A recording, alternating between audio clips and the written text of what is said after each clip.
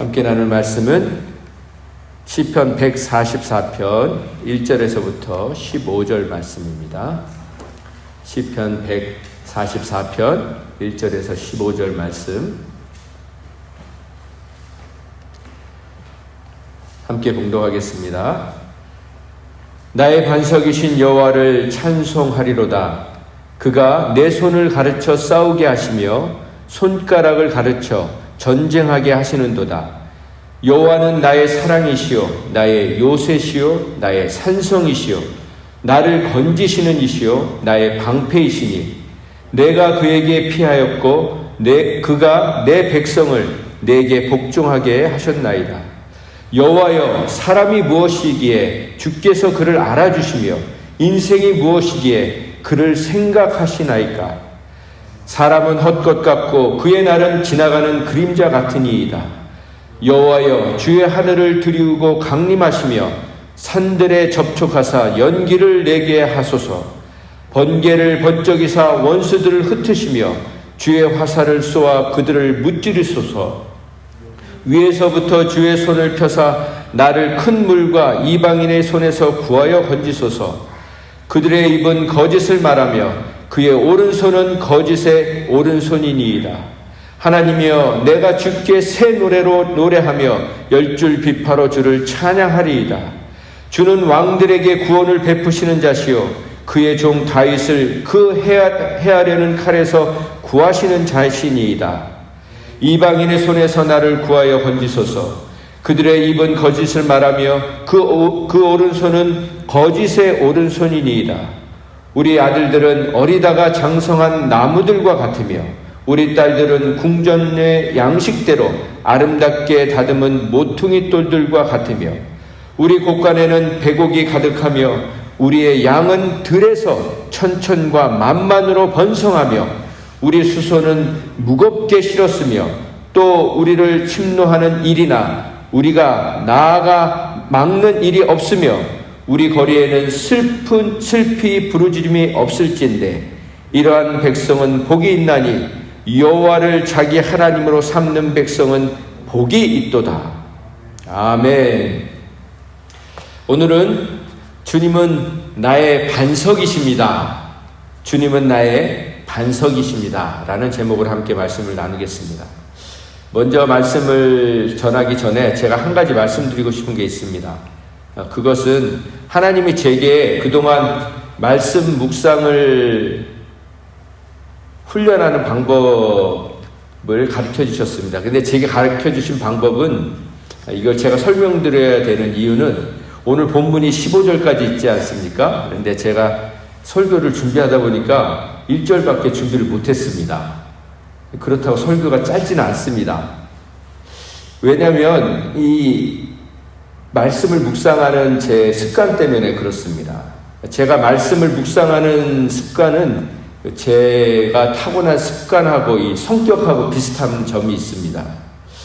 하나님은 제게 말씀을 묵상할 때 이런 울창한 숲이나 웅장한 산 아니면 산새와 같이 넓은 시각에서 말씀을 보는 훈련이 아니라 겨자씨같이 작은 하나의 씨앗을 통해서 온 우주를 바라보는 시각을 저에게 허락하셨습니다. 그래서 오늘과 같은 본문이 이렇게 길면 저는 적어도 한 2-3시간은 설교를 해야 되는 분량입니다. 물론 어느 때는 요점만 요약해서 간단하게 설교도 할 때도 있지만 오늘은 말씀을 준비하다 보니까 이 1절만 가지고도 시간이 초과될 것 같아서 부득이 오늘은 1절만 가지고 말씀을 전할 테니까 나머지 9절은 각자 따로 묵상하시면 좋겠습니다.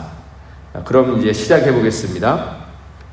찬양은 하나님을 향한 절대적인 사랑을 고백하는 것입니다.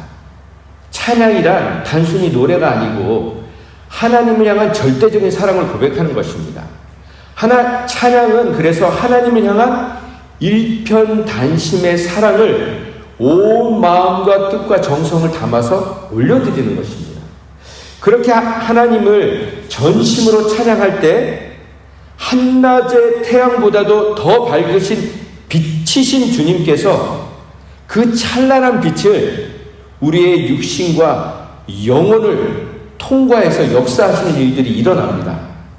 그렇게 치유의 광선으로 비춰주는 것이 바로 하나님의 임재에 반응하는 자에게 주시는 하나님의 전지전능하심입니다. 오늘도 그 치유하시는 능력이 경험되어지고 체험되어지고 맛보아 알아지는 복된 날이 되시기를 주님의 이름으로 축원드립니다. 1절 말씀입니다. 나의 반석이신 여호와를 찬송하리로다. 그가 내 손을 가르쳐 싸우게 하시며 손가락을 가르쳐 전쟁을 하게 하시는도다. 다윗은 오늘 시편의 시작을 나의 반석이신 여호와를 찬송하겠습니다, 찬양하겠습니다 라고 시작합니다. 하나님은 나의 반석이십니다. 그래서 나의 반석 되신 하나님을 내가 찬양하겠습니다 라고 시작하고 있는 것입니다. 여러분, 하나님 우리의 반석이십니다. 그럼 하나님은 우리의 반석이라는 뜻은 구체적으로 무슨 의미입니까? 하나님은 흔들림이 없으신 분이라는 것입니다. 어떤 일에도 요동하지 않는 분이라는 것입니다. 우리는 상황과 환경과 사람 때문에 흔들리고 넘어지고 부서지고 무너지지만 하나님은 어떠한 상황과 어떠한 환경과 어떠한 조건에서도 흔들리지도 넘어지지도 무너지지도 부서지지도 않으시는 굳건한 반석이 되신다는 것입니다. 또한 오늘 다윗은 하나님 앞에서 자신의 상황이나 환경이나 문제를 먼저 말씀드리기 전에 그 모든 것을 뒤로하고 하나님을 찬양하는 것으로부터 시작합니다. 그렇습니다. 우리도 하나님 앞에 나갈 때마다, 하나님 앞에 설 때마다, 그분 앞에 엎드릴 때마다 하나님을 찬양하는 것으로부터 시작해야 하는 것입니다. 왜 하나님을 찬양하는 것으로부터 시작하는 것이 이처럼 중요합니까? 그 이유는 하나님을 찬양하는 것이 나의 기도 응답을 받는 것보다, 나의 문제를 해결받는 것보다 훨씬 더 중요하기 때문입니다. 그렇게 나의 필요를 해결하는 것보다 하나님을 찬양하는 것을 우선순위에 두는 사람에게는 내가 일일이 구하지 않은 것까지도 다 채워주시고 챙겨주시는 하나님을 경험하기 때문입니다. 그것이 바로 하나님을 전심으로 찬양하는 자들이 누리는 복인 줄 믿습니다. 그런 복을 이곳에 계신 분들 중에서 누가 가장 많이 이 복을 누리면서 살고 있겠습니까? 저는 감히 저라고 말씀드리고 싶습니다. 그 이유는 단순히 제가 찬양을 인도하기 때문이 아닌 것입니다.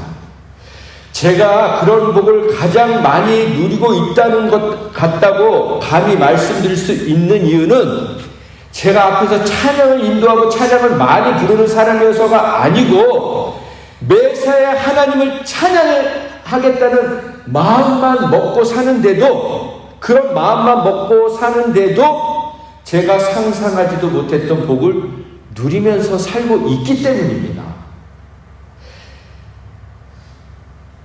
사실은 제가 자주 걱정하는 것이 하나가 있습니다. 그 걱정이 뭐냐면, 하나님은 왜 나를 이렇게 편애하시나? 라는 걱정입니다. 아니, 도대체 나라는 존재가 뭔데 이토록 은혜를 집중적으로 쏟아부어 주시는지 너무나 많은 복을 누리고 있는 것이 제 걱정 중에 하나입니다. 제가 받고 누리고 있는 복만 나누어도 정말 시간이 부족하기 때문입니다. 그럼 제 얘기는 그만하고 하나님을 찬양할 때는 어떻게 해야 되는지 나눠보겠습니다. 하나님을 찬양할 때는 여러분, 첫 번째로 구체적으로 찬양하셔야 됩니다. 그냥 하나님 찬양해요, 하나님, 이것도 좋지만 구체적으로 찬양해야 합니다. 그럼 다윗은 무엇이라고 하나님을 찬양했습니까? 첫 번째로 다윗은 하나님은 나의 반석이십니다 라고 하나님을 찬양했습니다. 하나님은 무너지지 않는 반석, 부서지지 않는 반석, 흔들리지 않는 반석, 요동하지 않는 반석, 굳건한 반석이라고 지금 찬양하고 있는 것입니다. 그 말의 의미는 내가 나의 영원한 반석 되신 주님을, 만세 반석 되신 주님을 만민 중에서, 열방 중에서 찬양하겠습니다 라는 다짐이고 결단이고 하나님께 드리는 약속인 것입니다. 또한 하나님은 나의 반석이십니다 라는 고백은 하나님께 드리는 기도이기도 합니다. 하나님, 나의 믿음이 반석 위에 세워지게 하여 주시옵소서. 영원 무궁토록 변질되지도 않고 사라지지도 않고 반석 되신 주님의 말씀과 언약 위에 나의 믿음이 세워지게 하여 주시옵소서. 그래서 내가 넘어질 때마다, 쓰러질 때마다 다시 딛고 일어설 수 있는 반석 되신 당신의 능력을, 당신의 전능하심을, 그리고 당신의 신실하심을 의지해서 다시 일어나고 또 일어나게 하여 주시옵소서 라는 기도인 것입니다. 우리도 다윗의 고백처럼 우리의 믿음이 말씀이라는 반석 위에, 언약이라는 반석 위에 굳건히 세워지도록 기도하십시다. 그래서 눈에도 보이지 않는 바이러스를 두려워하는 것이 아니라 인간의 생사화복을 주관하고 계신 하나님을 두려워해야 합니다. 그리고 죽은 지 사흘이나 돼서 썩은 냄새가 나는 송장 나사로를 살리신 예수님과 그 예수님이 재림하시는 그날 마지막 나팔 소리에 이미 죽었던 자들이 다시는 썩지도 않고 병들지도 않고 늙지도 않고 죽지도 않는 거룩한 몸으로 순식간에 다시 살아날 것을 믿으십시다. 그리고 우리의 몸도 그렇게 변화될 것을 믿으십시다. 그 믿음 때문에, 그 부활의 믿음, 영생의 믿음 때문에 그 어떤 것에도 흔들리지 않는 굳건한 믿음의 사람이 되시기를 소망하고 갈망하는 마음으로 부르짖는 복된 날이 되기를 주님의 이름으로 축원드립니다. 그렇게 반석 되신 주님을 찬양하는 다윗은 1절 후반부에 그렇게 말합니다. 그는 누굽니까? 하나님께서 내 손을 가르쳐 싸우게 하시며 손가락을 가르쳐 전쟁하게 하시는도다 라고 말씀하십니다. 그럼 이 말의 뜻은 무엇입니까?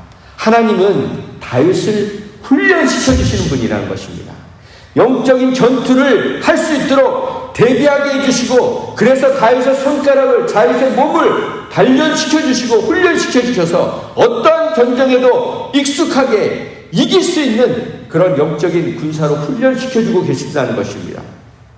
마치 강한 용사를 훈련시키는 교관처럼 다윗에게 전쟁의 무기를 다룰 수 있도록 손수 가르쳐 주시고 그 무기를 익숙하게 사용할 수 있게 훈련시켜 주실 뿐만 아니라 자유자재로 능란하게 사용할 수 있도록 하나님은 훈련시켜 주시는 분이라는 말인 것입니다. 그 예가 바로 다윗이 단 한 개의 물맷돌로 골리앗을 쓰러뜨린 사건인 것입니다. 이처럼 하나님은 날마다 그리고 평생도록 영적인 전쟁을 싸워나가야 하는 우리 한 사람 한 사람을 일평생 훈련시켜 주시는 명교관이신 것입니다. 그 하나님께서 오늘도 우리가 싸워나가야 하는 영적인 무기를 가르쳐 주시고 그 무기를 능수능란하게 그리고 자유자재로 사용할 수 있도록 우리 손에 우리 몸에 익숙하게 해주시려고 새벽부터 우리를 깨워 이 자리에 불러주신 줄 믿습니다.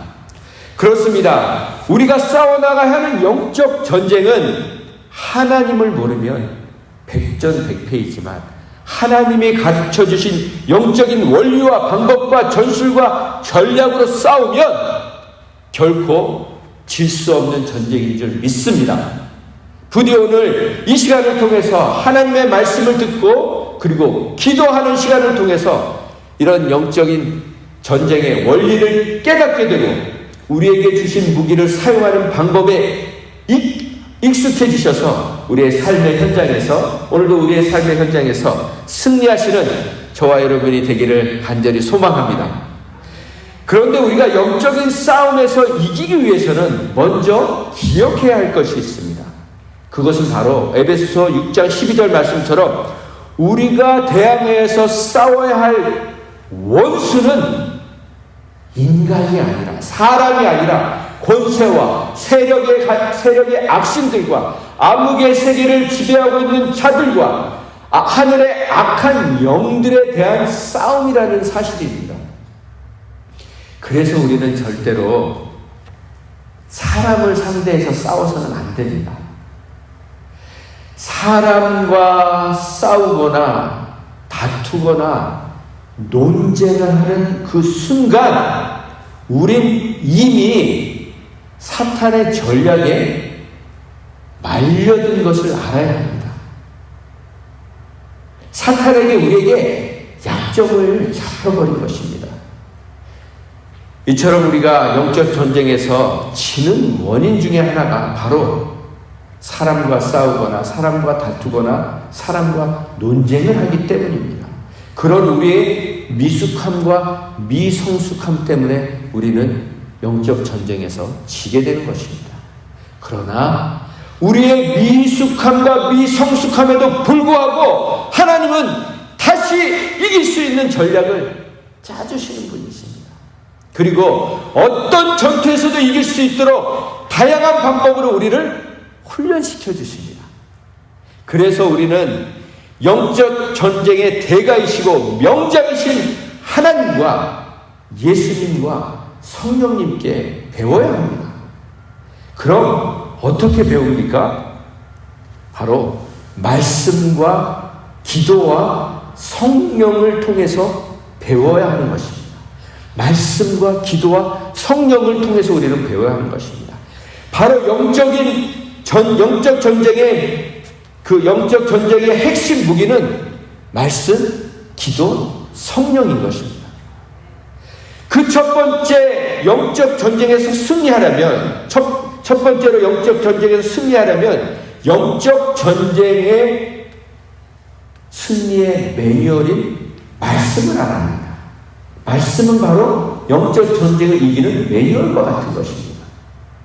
그렇게 우리가 말씀을 받고 나면 그 다음에 기도로 그 영적인 무기를 갈고 닦아야 합니다. 이처럼 말씀을 듣고 나시면 반드시 여러분 기도를 하셔야 합니다. 그런데 많은 분들이 30분, 40분, 어떨 때는 1시간씩 말씀을 들으시면서 기도는 정작 3분, 4분 그 정도밖에 안 하십니다. 그래서 머리만 커지는 기형아가 되어버립니다. 여러분 싸움을 하는데 머리만 커면 어떻게 싸움을 하겠습니까? 몸과 이 모든 것들이 마음이 같이 자라야 영적인 싸움을 할 수 있는 것 아닙니까? 그 몸이 자라고 마음이 강건해지는 것은 기도할 때 하나님이 강건한 능력을 부어주시는 것입니다. 그래서 우리는 말씀을 듣는 만큼 기도해야 되는 것입니다. 그런데 기도할 때 어떻게 기도해야 합니까? 말씀을 붙들고 기도해야 되는 것입니다. 그렇게 말씀을 붙들고 그런데 많은 분들이 기도는 단순히 하나님께 아뢰는 것으로 끝내는 경우가 많습니다. 말씀 받았으니까 이제 하나님 앞에 내 필요를 구해야지. 그런데 그렇지 않습니다. 기도는 하나님께 말씀드리는 것이 아닙니다. 기도는 바로 하나님은 우리가 말씀을 붙들고 기도할 때 그때 바로 영적인 실체를 보여주십니다. 기도할 때 우리의 영적인 눈, 영안을 열어주신다는 것입니다. 뿐만 아니라 그렇게 우리가 영적인 눈을 열어주실 때 사탄이 어떻게 공격해오고 어떻게 우리를 무너뜨리는지 사탄의 계략과 전술을 보여주십니다. 그리고 또한 왜 우리가 무너진 자리에서 또 무너지고 어떠한 상황만 닥치면 속수무책으로 당하는지, 속절없이 무너져 내리는지 바로 기도할 때 성령께서 깨닫게 해주시는 것입니다. 어느 때는 분명한 말씀으로, 어떤 때는 어떤 환상을 통해서, 어떤 때는 그 실패했던 그 자리를 다시 보여주시면서, 자, 이제는 이렇게 해봐. 그렇게 전략을 짜주시는 시간이 바로 기도할 때 하나님이 그런 방법을 가르쳐 주시는 것입니다. 그래서 결국엔 우리가 담대하고 그리고 당당하게 잘 싸울 수 있도록 우리를 끊임없이 훈련시켜 주시는 분이신 것입니다. 그런데 그렇게 우리를 훈련시켜 주시는 거는 우리를 전쟁터로 내보내시지 않습니까? 여러분 기도하고 나시면 오늘 또 어디로 가십니까? 전쟁터로 가시지 않습니까? 우리가 살고 있는 것이 영적인 전쟁터 아닙니까? 그 전쟁터로 나가게 하시는데 하나님은 방법을 가르쳐 주시고 영적인 전쟁터로 나가게 하신 다음에 한적한 곳에 가셔서 낮잠을 주무시는 분이 아니십니다. 우리랑 친히 그 싸우는 자리에 동행해 주십니다. 그런데 여기까지는 여러분들 아실 겁니다. 그런데 중요한 사실은 하나님은 우리가 싸우는 이 링 위로는 올라오지 않으십니다. 거기 링 위에는 이게 쳐져 있잖아요. 하나님은 링 밖에서 그렇게 싸워주시는, 링 위까지 올라오시는 분 아니십니다. 그냥 링 밖에서 끊임없이 내가 가르쳐준 대로 싸우면 된다고 외치고 계신 분이십니다. 그런데 우리는 하나님께서 이 링 위로 올라오셔서, 친히 올라오셔서 대신 싸워주시기를 원하고 있습니다. 그런데 그러면 안 됩니다. 하나님은 우리가 스스로 싸워서 이기기를 원하십니다. 우리가 스스로 싸워서 이기기를 원하십니다. 그래야, 그렇게 우리가 직접 싸워봐야 우리도 언젠가 누군가를 영적인 용사로 세워주는 교관이 될 수 있기 때문입니다. 하나님은 거기까지 우리를 만들어주시기 위해서 우리에게 링 위까지 올라오지 않으시는 것입니다.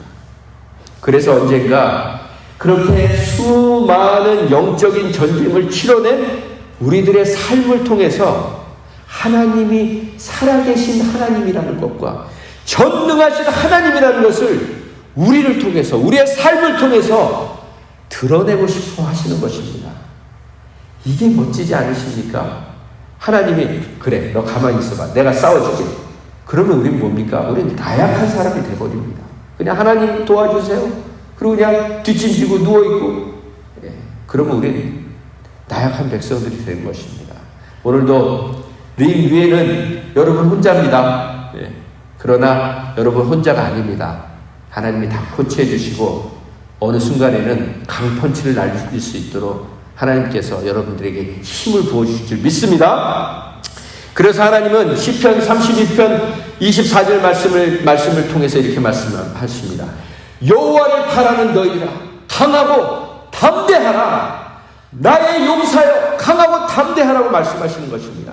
그리고 여호수아 1장 9절 말씀을 통해서 내가 내게 명한 것이 아니냐, 강하고 담대하라, 두려워하지 말고 놀라지 말라. 내가 어디로 가든지 내 하나님 여호와가 너와 함께 하시리라 라고 약속해 주시는 것입니다. 여러분, 진정 하나님께서 강한 분이심을 믿으십니까? 전쟁에 능하신 분이신 것을 믿으십니까? 그렇다면 오늘 시편 말씀처럼, 여호와에게 해주신 말씀처럼 두려워하지 말고 떨지 말고 강하고 담대하게 나가시기를 바랍니다. 어떤 인간이 무슨 말을 하든지 눈도 깜빡이지 마시기 바랍니다. 그런데 우리의 현실은 어떻습니까? 이빨이 다 빠져서 사냥할 수도 없는 사자가, 여러분, 사자는요, 젊은 사자는 울부짖지 않습니다. 가서 그냥 먹이는 그냥 딱 물죠. 잡아먹을 짐승이 있다고, 와, 내가 사자다 겁나가지고 이게 못 도망가게 합니까? 짐승들이 소리 지른다고 못 도망갑니까? 도망가지 않습니까? 젊은 사자는 소리 지르지 않습니다. 가서 그냥 한 입에 뭅니다. 그리고 그냥 죽을 때까지 놓지 않죠. 근데요, 이 부르짖는 사자는 막 시끄럽게 떠드는 사자는요, 이빨이 다 빠진 사자예요. 먹이를 줘도 제대로 씹지도 못하는 사자입니다. 그런 사자들이 오는 겁니다. 그런데 우리는 그런 이빨 빠진 사자 부르짖는 소리에 낙심하고 절망하고 포기하고 주저앉아 있는 것이 우리의 모습입니다. 그래서는 안 된다는 것을 알면서도 번번이 그 으르렁거림에 맥을 못 추고 있는 것이 우리의 삶입니다. 그러나 우리는 연약하기 때문에 충분히 그럴 수 있습니다. 저도 그렇습니다. 여러분, 매스컴에서 얼마나 많은 그 늙은 사자들이, 이빨 빠진 사자들이 으르렁거립니까? 뉴스만 보면, 신문만 보면 우리를 잡아먹으려고 그냥 막 그 기사들이 아침부터 그냥 가득 있지 않습니까? 매일매일 빼곡히 있지 않습니까? 근데 우리가 거기에 속으면 안 된다는 것입니다. 그래서 하나님은 두려움에 사로잡히지 않도록 하시려고 우리가 강하고 담대하게 영적 전쟁을 칠 수 있도록 주신 무기가 바로 성령인 것입니다. 그렇습니다. 우리가 영적인 전쟁을 싸워나간다고 하면서 성령님을 의지하지 않고 싸우는 것은 마치 이 총알이 없는 총을 들고 싸우는 것과 마찬가지입니다. 그러나 우리가 성령에 붙들려서 성령 충만함으로 싸우면 그 누구도 우리를 당해낼 자가 없는 것입니다. 사탄이 싸우려고 벌떼같이 몰려들었다가도 혼비백산해서 도망갈 수밖에 없는 것입니다. 그러면 어떻게 성령에 붙들려서 성령 충만함으로 싸울 수 있습니까? 그 방법 중에 하나를 말씀드리고 말씀을 마치겠습니다. 앞부분에 말씀드린 것처럼 하나님은 참으로 강하신 분이십니다. 그 강하심으로 모든 싸움을 승리로 이끌어 가시는 분이십니다. 그럼 무엇이 하나님의 강하심입니까? 우리가 하나님의 강하심 하면 떠오르는 단어가 무엇입니까? 하나님의 전지전능하심입니다.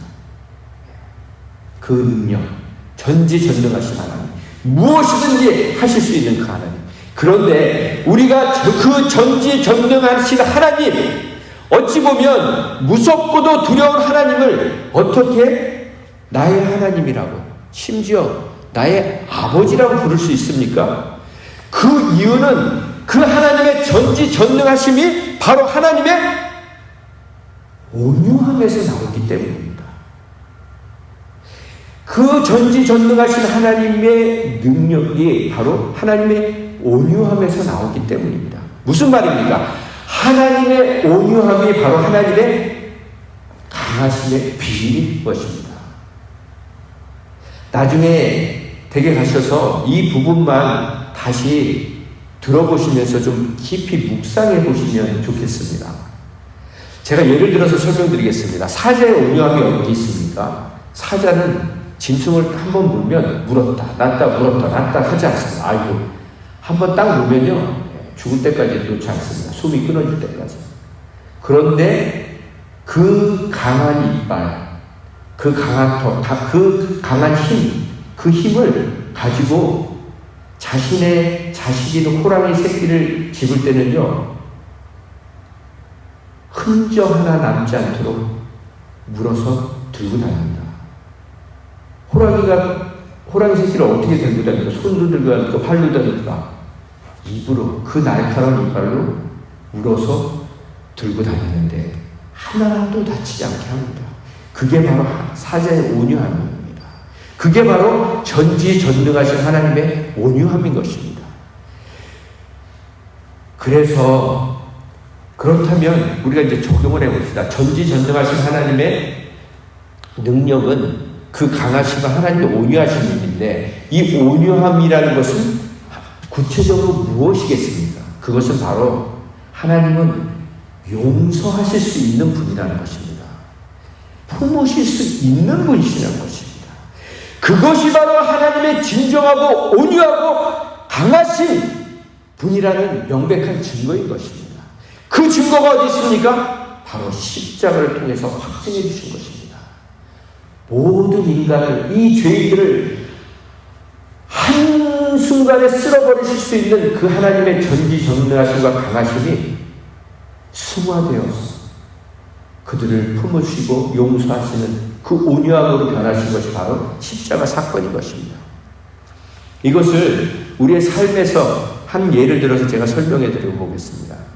여러분, 우리 인간은 나보다 능력이 조금만 많은 사람과 만나도 위축되고 눈치를 살피게 됩니다. 나보다 공부를 많이 했거나 돈이 많거나 뭐가 있거나 했다면 나보다 어떤 면에서 월등하고 유능하고 탁월한 사람을 만나면 우리는 주눅 들고 위축되는 것이 정상적인 반응입니다. 가령 여러분의 내면을 볼 수 있는 영적인 눈인 영안을 가진 사람을 만나게 된다면 얼마나 위축되겠습니까? 여러분의 지금 생각하고 계신 것들을 다 볼 수 있는 그런 분들을 만난다면, 여러분 그런 분들이 실제로 계십니다. 하나님이요, 어떤 분들에게 영안을 열어주세요. 그러면요, 이 귀신이 다 보이는 거예요. 이 무슨 생각을 하고 있는지 이게 그냥 그림처럼 그냥 다 보이는 거예요. 영화를 보듯이 보이는 거예요. 예.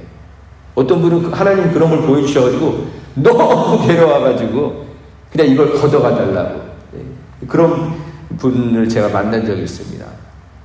여러분, 귀신도 그렇게 영의 세계를 보는 사람 아닙니까? 그런데 이처럼 기도를 하면, 하나님께 기도를 하면 정확하게 보여주시는 분들이 있습니다.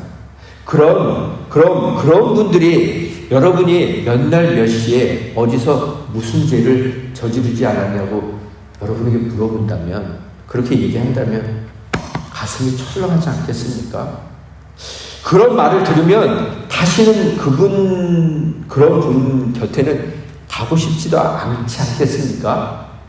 그분과 맨날 교제하고 싶으시겠습니까? 네. 괴로워서 못 사실걸요? 네.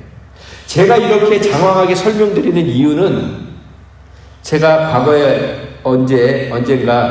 과거에 제가 그런 영안이 열린 분에게 저의 죄를 들킨 적이 있었기 때문입니다.